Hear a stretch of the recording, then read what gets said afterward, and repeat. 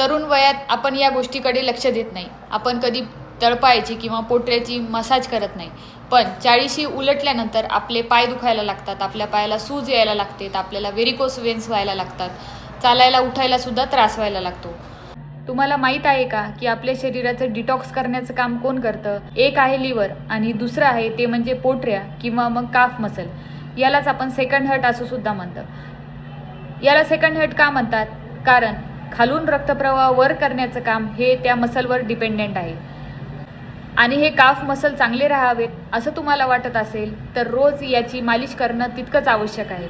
तुम्ही कितीही बिझी असाल, वेळ नसेल तरी पण 5 मिनिटं देऊन तळपायाची किंवा पोटऱ्याची मालिश नक्की करायला पाहिजे.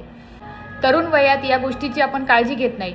मग 40शी पार केल्यानंतर आपल्या पायावर सूज, व्हेरिकोस वेन्स, भयंकर टाचदुखी अशी वेगवेगळी त्रास चालू राहतात. म्हणून आत्ताच त्याकडे लक्ष देणे गरजेचं आहे.